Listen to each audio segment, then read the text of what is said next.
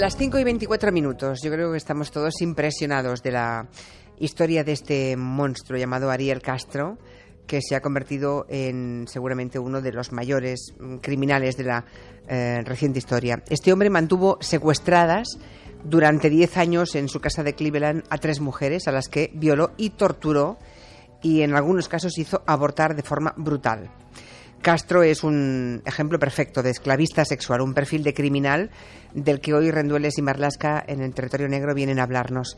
Y, por cierto, del que en España afortunadamente tenemos pocos ejemplos. Manu y Luis, buenas tardes. Hola. Hola, buenas tardes, Julia. Ariel Castro puede acabar enfrentándose a una sentencia de pena de muerte. Situémonos, ¿quién es este individuo? ¿Quién es Ariel Castro? Pues tiene 52 años, es miembro de una numerosísima familia originaria de Puerto Rico, tiene 19 hermanos y están repartidos todos por distintos puntos de Norteamérica y de su país de origen. La familia está bastante integrada en Cleveland, en Ohio, donde uno de los tíos de Ariel regenta desde hace 4 décadas, más de 40 años, una tienda de comida latina. Ariel es padre de 3 hijos, 2 chicas, 2 mujeres y un hombre, y tiene 5 nietos. Su hijo Ariel Anthony escribió, cuando estudiaba la carrera de periodismo, un reportaje en un diario local sobre la desaparición de Gina de Jesús, que es una de las mujeres que estaban secuestradas en la casa de su propio padre y que además había sido amiga íntima de otra de sus hijas. La mujer de Castro, se llamaba Grimilda Figueroa, se fue con sus 3 hijos de la casa familiar en el año 96. Tras años de sufrir toda clase de abusos y malos tratos. Por ejemplo, su marido le rompió al menos 2 veces la nariz y varias costillas. Vaya individuo. Ella lo denunció varias veces e incluso le contó al juez ya en el año 2005 que su expareja retenía muchas veces a sus 2 hijas, a Emily y Arlene, para alejarlas de ella. No sabemos qué ocurrió en aquellos encierros de sus hijas. Grimilda murió finalmente el año pasado, mientras que una de las hijas de Castro, Emily, está en prisión y cumple una condena de 25 años de cárcel porque intentó matar a su propia hija cuando era un bebé de 11 meses. Madre Emily, mía. la hija de Castro, realizó varios cortes en la garganta del bebé después de que su novio la abandonara. O sea, este tipo encerraba ya a sus hijas en una especie de ensayo siniestro, ¿no?, de lo que después haría con esas 3 vecinas. El cuadro es terrorífico, desde luego. Precisamente por eso parece aún más raro. No consigo entender cómo Castro puede estar 10 años con 3 mujeres escondidas en su casa sin que nadie sospeche nada. Bueno, lo cierto es que llevaba una vida normal, rutinaria. Su mujer y sus hijos no le visitaban apenas. Su otra hija, Arlene, era la única que de vez en cuando acudía a la Casa de los Horrores y ahora ha contado que su padre tardaba mucho en abrir la puerta cuando llamaba y que le tenía vetado el acceso a ciertos puntos de la casa con la excusa de que había mucha suciedad y prefería que no la hubiera. Ya. Hasta el mes de noviembre pasado, Castro trabajó puntualmente y como un trabajador intachable como conductor de autobuses. Y hasta que ha sido detenido seguía tocando con regularidad en algunos bares de Cleveland, formando parte de bandas de jazz latino. Ariel Castro era, según dicen allí, un excelente bajista. Y eso sí, cuando regresaba a casa empezaba su doble vida y continuaba con el tormento a sus 3 víctimas. Hablemos ahora de ellas, de esas pobres 3 chicas que han vuelto a la vida después de una década de torturas y cautiverio. Gina de Jesús parece que tenía algún lazo con la propia familia del secuestrador, ¿no? Ya antes lo habéis enunciado. Sí. Gina fue la última que secuestró a Ariel. Tenía 14 años, el 2 de abril del 2004. Castro la subió a su coche ese día, aprovechando que la chica le conocía, ya que era íntima amiga de Arlene, de una de las hijas de Ariel Castro. De hecho, la propia Arlene apareció en el programa de televisión America Most Wanted en un reportaje sobre la desaparición de Gina. Elegir a personas que se conocen de antes es algo frecuente en este tipo de depredadores sexuales, ¿no? La profesora de criminología, Beatriz de Vicente, nos explicaba que es muy frecuente que entre las víctimas de estos criminales se encuentren personas que guardan relación con ellos. Primero, porque un depredador sexual empieza codiciando lo que ve, ¿no?, como se dice en El silencio de los corderos. Y también porque para secuestrarlas utilizan lo que se llama la técnica del cazador trampero. Es decir, ofrecen a la víctima pequeños favores, como llevarla en coche o pedirle ayuda, y si es conocida, pues evidentemente se va a fiar más de él, ¿no? Se cae en la trampa con más facilidad. Esto es la primera, Gina de Jesús. Hablemos ahora de la segunda, de Amanda Berry, que es la mujer, por cierto, que consiguió escapar y que destapó esta historia terrible, ¿no?, la que oímos contarle a la policía en la grabación telefónica lo que estaba ocurriendo. Eso es, la llamada al 911. Amanda tenía 16 años cuando el 21 de abril de 2003 fue secuestrada por Ariel. Todo parece indicar que se convirtió en la favorita del sádico, que la violó, pero la dejó llevar adelante su embarazo. Así nació la pequeña Jocelyn, que ahora tiene 6 años y que se ha demostrado que es hija de Ariel, y la niña se movía con cierta libertad porque Ariel lo que contaba es que era hija de su novia. Amanda encarna muy bien, perfectamente, uno de los tipos de esclavas sexuales que distinguen los criminólogos, ¿no?, que hacen una distinción según las víctimas. En este caso simula sometimiento y busca constantemente escapar, como así hizo Amanda. Un caso muy distinto es el de la primera secuestrada por Ariel, Michelle Knight. Michelle Knight, esta es la mayor, la secuestró cuando tenía 21 años y también es la menos conocida de las 3 mujeres porque su desaparición no provocó, lo cual es tristísimo. La historia de esta mujer a mí me ha helado el corazón porque no provocó ningún revuelo, ni siquiera en su familia. Esta mujer es la historia de una muerte desde que nació. Sí, ya venía de una vida durísima. Michelle, horrible. Cuando fue secuestrada el 30 de agosto del 2002, todo el mundo pensó que era una fuga voluntaria porque ella acababa de perder la custodia de un hijo, se lo habían quitado las autoridades. Michelle procedía de una familia muy rota, ella misma había sido madre con 13 años, había sufrido una doble violación y fue la primera secuestrada por Castro y la que se llevó la peor parte, si se puede hablar así, ¿no? De hecho, estuvo en el hospital hasta el fin de semana porque tenía varios huesos fracturados, tiene una sordera parcial fruto de las enormes palizas que les daba Castro y le provocó hasta 5 abortos, ¿no?, algo habitual también en este tipo de criminales. Un informe policial que ha revelado el diario New York Times cuenta que Ariel Castro provocaba los abortos de Michelle dejándola sin comer hasta 2 semanas y dándole patadas en el vientre. Madre mía. Fue la que más se resistió y en la lógica terrible de Castro, cuando otras mujeres iban llegando secuestradas a esa casa, veían a Michelle destrozada y esa era la mejor manera de vencer su resistencia y de hacerlas entrar en pánico, claro. Es que además Michelle era utilizada por Castro como la esclava dentro de las esclavas, digamos que él las jerarquizaba, ¿no? Obligó a Michelle, por ejemplo, a atender el parto de Amanda Berry en una piscina hinchable y la amenazó con matarla a ella si durante el nacimiento le pasaba algo o a Amanda o a la niña que iban a nacer, ¿no? Castro trató con menos dureza, siempre dentro de lo terrible de la historia, a las otras 2 chicas, pero no fue por bondad ni por arrepentimiento. No, nos contaba el amigo y criminólogo Vicente Garrido que lo hizo seguramente para evitar que alguna sufriera lesiones graves o que tuviera que ir al hospital, es decir, por un pragmatismo tremendo, ¿no?, dentro de su crueldad. Las secuelas de Michelle parecen algo más serias que las otras 2 secuestradas, ya que ni siquiera ha querido recibir la visita de su propia familia en el hospital, de donde salió para refugiarse, no en su casa con sus padres, sino en la casa de la tercera víctima, Llena de Jesús. Sí, he leído declaraciones de hoy diciendo que nunca se han ocupado de ella y que si ahora la quieren es por su dinero, ¿no? Y además tienen que reconstruirle la cara por completo, sí, también leía hoy, porque la tiene destrozada de las palizas. Bueno, en fin, imaginen la vida, el tormento de estas pobres 3 chicas. Mucha gente se preguntará, en este caso como el de Nastasia Kampusch, ¿se acuerdan de aquella austríaca? Si estas mujeres hicieron lo suficiente para poder escapar, ¿no? Habrá incluso alguien que se permita dudar de si hicieron todo lo posible realmente por huir, porque parece casi imposible que no lo consiguieran. Bueno, hay gente para todo, pero por lo que vamos conociendo no hace pensar ni de lejos en algo así. Lucharon y sobrevivieron, ¿no? Ariel Castro responde a la perfección al perfil de lo que llaman un amo, ¿no? Es un depredador que busca poder y control y crea un pequeño mundo claustrofóbico donde es el dueño absoluto de la situación y mantiene a las víctimas constantemente en un reinado de terror psicológico, ¿no?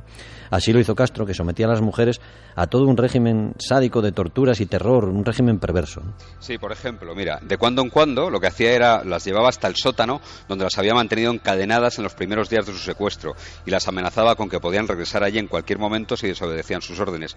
Incluso llegó a conseguir, atención, que cuando él se iba de casa, las mujeres ni siquiera intentasen huir. Claro, dirán ustedes, ¿cómo es posible que él no esté en casa y ellas no intenten huir? Porque además la fuga de Amanda se produce precisamente en uno de esos momentos en los que él se ausentó, ¿no? Pero habían pasado 10 años. Anteriormente no había habido intentos de fuga. Sí que los hubo, pero Ariel Castro inventó un sistema muy eficaz y muy perverso, muy cruel, ¿no? En los primeros meses de cautiverio de las mujeres, a veces simulaba que se iba de casa. Pero no se iba. No, las hacía creer que se iba de casa y se escondía, ¿no? Entonces, cuando ellas, lógicamente, intentaban salir de la casa, intentaban escapar, de pronto irrumpía en la escena y las castigaba de forma terrible, ¿no?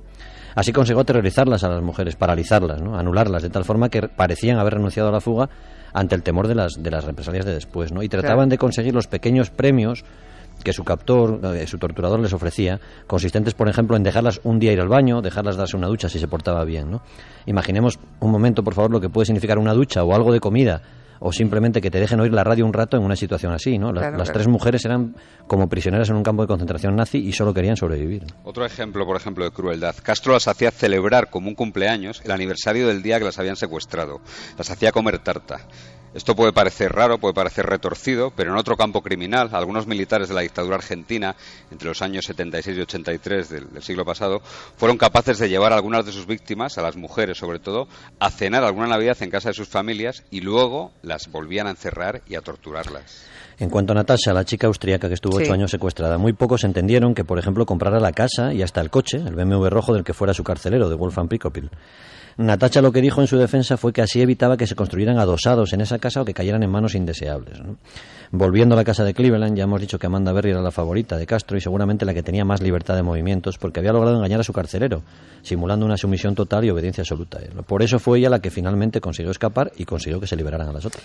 Parece increíble que esa pesadilla tan horrible durase 10 años en los que, recordemos, algunos vecinos, a mí cuando leí esto, yo no doy crédito. ¿Cómo algunos vecinos han visto a mujeres semidesnudas y encadenadas en el jardín y no hacen nada? Ningún policía llamó nunca a la puerta de Ariel. Bueno, esto tiene varias explicaciones, según la gente con la que hemos consultado para hacer este territorio negro. La primera es que Ariel Castro responde a ese perfil de amo poderoso del que te hablaba antes Luis, que pasa inadvertido fuera del micromundo en el que viven sometidas sus víctimas. Es un vecino amable, encabeza movimientos incluso para buscar a las que él tiene metidas en su casa, y la segunda tiene más que ver con la idiosincrasia anglosajona, ¿no? El calvinismo hace que lo que ocurre puertas adentro de una casa se convierta muy fácilmente en un secreto, por terrible que sea lo que pase allí, ¿no? Nadie pregunta por ello. En los países latinos hay mucho más chismorreo, mucha más intromisión de los vecinos, para lo bueno, pero para lo malo también. Sí, ahora que lo decís es verdad, porque casi todos esos casos similares a este, tipo Casa de los Horrores, esta vez en Cleveland, es verdad que han ocurrido en países anglosajones, ¿no? Sí, la mayoría sí. Los criminólogos distinguen varios tipos de agresores, de esclavistas sexuales, ¿no? Los que actúan en parejas, como el matrimonio de Fred y Rosemary West en Inglaterra, que tuvieron hasta 12 mujeres encerradas en las mazmorras de su casa de Gloucester. En este tema recomendamos un libro de Gordon Bourne que editó Anagrama aquí en España, se llama Felices como asesinos, pero es un libro muy duro, ¿eh? Es casi un documental sobre el caso. Algo de este tema de esclavismo hubo también en el caso del belga asesino y pederasta Marc Dutroux y de su esposa, cómplice también. Dentro de este tipo de criminales están los que actúan dentro de la familia, ¿no? Casi siempre son padres, el 85-90% padres que abusan de sus hijas. Y en cuanto a los amos que actúan de manera individual, tal y como hizo Ariel Castro, hay varios ejemplos perfectos en Estados Unidos y alguno inspiró alguna película muy muy famosa. Sí, porque atención, escuchen la historia del asesino que inspiró al personaje de Buffalo Bill, el criminal con el que lucha Clarice Sterling en El silencio de los corderos, ayudada por otro criminal, por Aníbal Lecter. Eso es, se trata de Gary Heydink, un criminal que vivió y mató en Filadelfia durante los años 80 del siglo pasado.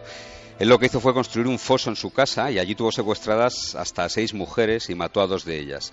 Las torturaba con descargas eléctricas, les cortaba la lengua si chillaban e incluso dio a sus cautivas para comer los restos de una de las que mató. Fue detenido porque una de sus esclavas logró escapar y en el año 99 fue ejecutado en una prisión de Pensilvania con una inyección letal.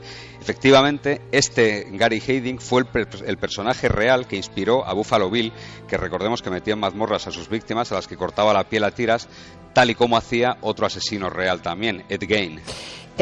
Y hay otro ejemplo del caso contrario, ¿no? Un asesino que estaba obsesionado con una obra de ficción y que se inspiró en ella también para cometer sus crímenes. Sí, este asesino real se llamó Christopher Wilder y había memorizado pasajes enteros del Coleccionista, que es una novela de John Fowles que cuenta la historia de un coleccionista de mariposas que acaba encerrando en su casa y sometiendo a una joven con la que estaba obsesionado, ¿no? La historia tuvo una versión en cine que dirigió el gran William Wyler, y lo cierto que el asesino de verdad, Wilder, secuestró al menos a 12 mujeres y mató a 8 de ellas por todo el país, por todo Estados Unidos, aunque se sospecha que fueron muchas más, ¿no? Wilder se suicidó en el año 84 después de que una de sus víctimas lograra escapar y que la policía le tuviera rodeado. Sin embargo, no es un fenómeno exclusivamente norteamericano el de estos repugnantes criminales, ¿no? Hay culturas tan alejadas de la anglosajona como la China, en la que también se ha dado algún caso parecido. Muy reciente, además. Li Hao, que es un exfuncionario del gobierno chino, fue condenado a muerte hace 2 años, en 2011, por secuestrar, torturar y someter sexualmente a 6 mujeres y haber matado a 2 de ellas. Captaba a sus víctimas en karaokes y en clubes nocturnos y las encerraba en una mazmorra que construyó en los sótanos de su casa. Li forzó a las 6 mujeres a prostituirse y las filmó para varios vídeos pornográficos que luego colgaba en internet. Posteriormente ordenó a 3 de las mujeres que asesinaran a otras 2. Una de las víctimas escapó y denunció a Li, que fue detenido. ¡Qué historia! Es terrible. Me queda una duda. ¿En España no ha habido casos de crímenes de esclavismo sexual? Los que nosotros conocemos son todos dentro de las familias, ¿no? Dentro de las familias, lo cual de no sé padres si, hay. creo que aún es peor. El caso más más fuerte lo encontramos en un tipo llamado Ángel Cantero, que es padre de 3 hijas. Este hombre, que nació en Cilleros, un pueblecito de Cáceres, vivía en Vera de Bidasoa, en Navarra, donde pasaba por ser una buena persona y un buen albañil y un buen vecino. Y Cantero abusó sexualmente de sus 3 hijas durante 15 años consecutivos. En el año 2008 fue condenado a 94 años de cárcel, que ahora está cumpliendo, y el juicio allí en Navarra fue tremendo, y en él las hijas describieron que comenzaron a sufrir abusos cuando tenían 3 años. Madre mía. La madre de las niñas, que nunca se separó y nunca denunció la historia, y a la que ellas acudieron en busca de ayuda, declaró durante el juicio a favor de su marido. ¡Qué barbaridad! ¡Qué barbaridad! Sería un caso similar, supongo, al de aquel austríaco, otro monstruo, el Josef Fritzl, ¿no? El llamado monstruo de Amstetten.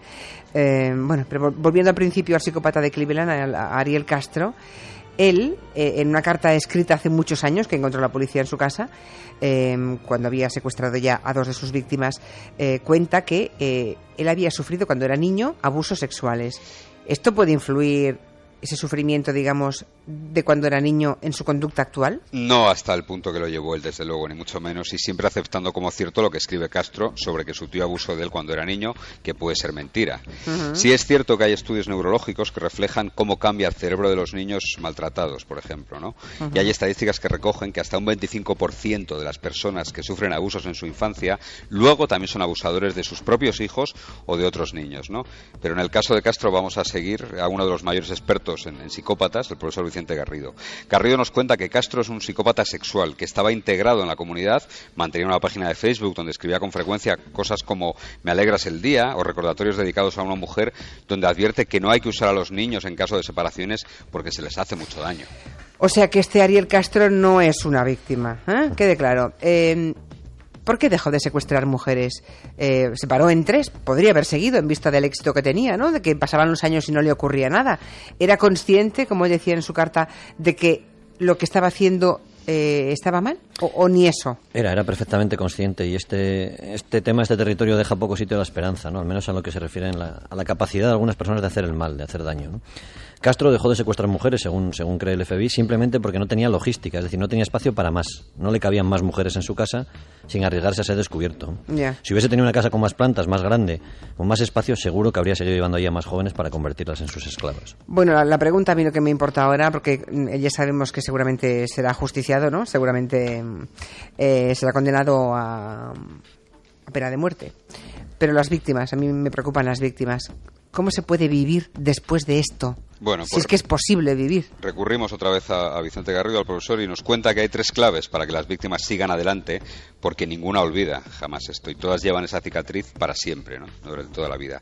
Su futuro dependerá de su fortaleza, de su personalidad, del apoyo familiar y vecinal que reciban, y del tipo de abusos que hayan sufrido durante todos estos años, ¿no? Los mejores estudios de supervivientes se hicieron, pues, lógicamente, sobre los presos de los campamentos nazis de la Segunda Guerra Mundial, ¿no? Sobre los que vivieron aquel horror. Nos referimos, por ejemplo, a 2 tipos brillantes y lúcidos que pasaron por aquel infierno y sobrevivieron, y parecía que lo habían superado del todo. El maravilloso escritor italiano Primo Levi, que recomendamos desde aquí sus obras, su trilogía, que fue capaz de contar luego el horror como nadie, y el psiquiatra austriaco Viktor Frankl, que creó toda una escuela de pensamiento y escribió El hombre en busca de su sentido. Bueno, pues bien, todo indica que Levi se suicidó en el año 1987, mientras que Frankl murió plácidamente años después. Así que depende de, digamos, cuál es la estructura mental, ¿no? Y emocional de esas personas. Bueno, muy mal, ¿eh? Me quedo fatal. Que uno se queda con un cuerpo terrible. Ya sabes lo que decía aquel, que por dejar de hablar de la lluvia no va a dejar de llover. Ya, efectivamente. Es más, hay que saber que llueve para tomar todas las precauciones. Eso es. Gracias, Manu y Luis. Buenas tardes. A ti, gracias. Enseguida hablamos con la doctora Fernández Vidal sobre física cuántica, que de eso sabe más que nadie.